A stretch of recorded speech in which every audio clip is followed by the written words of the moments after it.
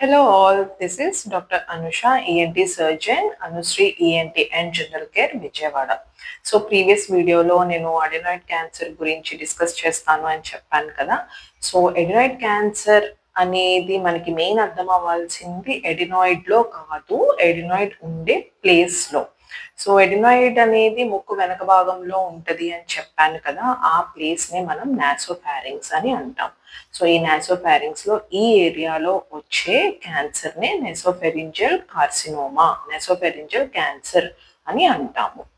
ఇది మెయిన్ గా మెడలో స్వెల్లింగ్ అంటే గడ్డ రూపంతో బయటపడుతుంది. ముక్కు నుండి శ్వాస తీసుకోవడానికి ఇబ్బంది పడటం, ముక్కు నుండి రక్తం కారటం, వాయిస్ చేంజెస్ అంటే ముక్కు మూసుకొని ఉన్నప్పుడు మాట్లాడితే వచ్చే వాయిస్, దాన్నే మనం రైనోలేరియా క్లాజా అని అంటాము.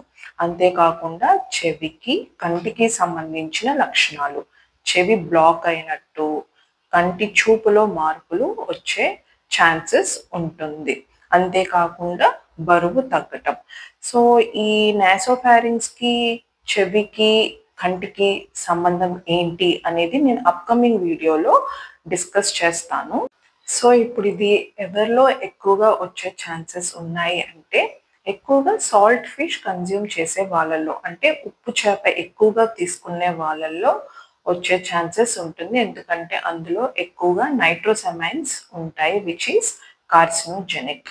నెక్స్ట్ వుడ్ అంటే చెక్క కాలినప్పుడు వచ్చే పొగ ఏదైతే ఉంటుందో అది ఎక్కువగా పీల్చటం జరిగినప్పుడు.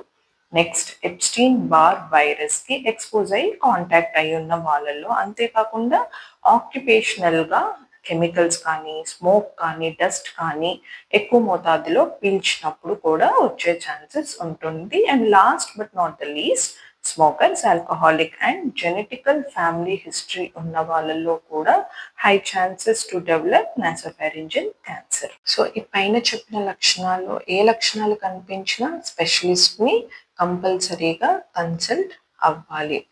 First head and neck examination చేసి సస్పిషన్ ఉన్న వాళ్ళలో ఎండోస్కోపీ ప్రొసీజర్ చేయటం అనేది జరుగుతుంది.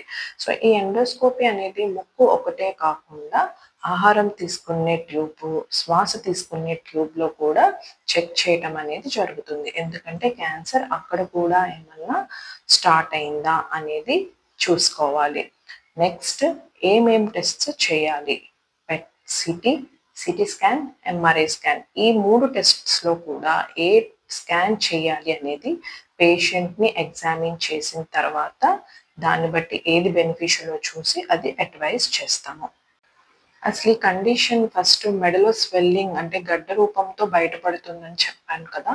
సో ఈ స్వెల్లింగ్ నుంచి ఎఫ్ఎన్ఏసి టెస్ట్ అంటే సూది ద్వారా సెల్స్ అనేది తీయటం జరుగుతుంది. అంతేకాకుండా నాసోఫారింగ్స్ లో ఏదైతే సస్పిషన్ ఏరియా ఉందో అక్కడి నుంచి బయాప్సీ కూడా తీసి టెస్ట్కి పంపించడం అనేది జరుగుతుంది.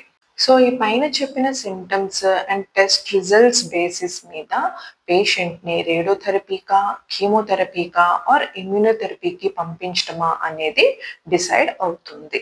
సో ఈ క్యాన్సర్ వేరే ఆర్గన్స్ అంటే బోన్స్కి కానీ, లివర్కి కానీ, లంగ్స్కి కానీ స్ప్రెడ్ అవ్వకుండా ఉంటే 80% గుడ్ ప్రోగ్నోసిస్ అనేది ఉంటుంది. ఇఫ్ ఇన్ కేస్ స్ప్రెడ్ అయితే గనక పూర్ ప్రోగ్నోసిస్ అనేది ఉంటుంది. Hope this video is helpful for you. Thank you.